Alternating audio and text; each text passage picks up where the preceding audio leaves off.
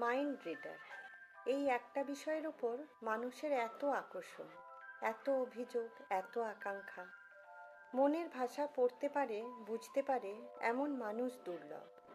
কেউ যদি দাবি করে সে আপনার মনের ভাষা বোঝে, তবে তা বিশ্বাস করার আগে নিশ্চিত হয়ে নিন। মনের ভাষা, মানুষের আকুলতা, মনের ভাব সহজে বুঝতে পারা সব মানুষের পক্ষেই সম্ভব নয়। কাউকে গভীরভাবে বোঝা, মানুষটার পছন্দ অপছন্দ, ভালো লাগা মন্দ লাগাকে খুব কাছ থেকে দেখলেও তার মন বুঝতে পারাটা কঠিন ব্যাপার। কেননা মানুষ যেটা দেখায় কিংবা প্রকাশ করে, আপনি মূলত সেটাই দেখতে পারবেন, কিন্তু তার মনে কি আছে এটা সহজে বুঝতে পারবেন না। কারো মন পড়তে চাইলে তার সাথে পুরোপুরি তার হয়েই মিশতে হয়। মানুষটার দ্বিতীয় সত্তা হতে হয়। নিজের কাছে যেমন কিছু লুকানো যায় না, তেমন হতে হয়।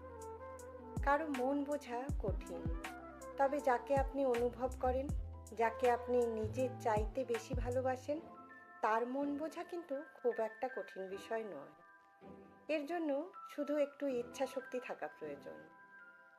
যারা আদতে মানুষের মন বুঝতে পারে, মনের ভাষা পড়তে পারে, তারা জাহির করে না। তারা নীরবে তার প্রিয় মানুষটার মনের আকুলতা বোঝার চেষ্টা করে। মনের ভাষা পড়তে পারে বলেই তারা কখনোই তার ভালোবাসার মানুষটিকে কষ্ট দেয় না।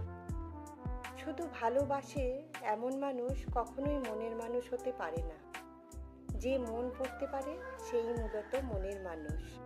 মনের মাঝে ঠিক কী চলে এটা যদি পাশে থাকা মানুষটা নাই বুঝতে পারে, তবে সে মনের মানুষ হয় কি করে? মন পড়তে পারে, মনের ভাষা বুঝতে পারে এমন মানুষ যদি আপনার প্রিয় মানুষ হয়, তবে নিশ্চিত থাকুন আপনি কখনোই ঠকবেন না। কারো ভালোবাসার মানুষ হওয়ার চাইতে তার মাইন্ড রিডার হওয়াটা জরুরি। তবেই তো ভালোবাসা সার্থক।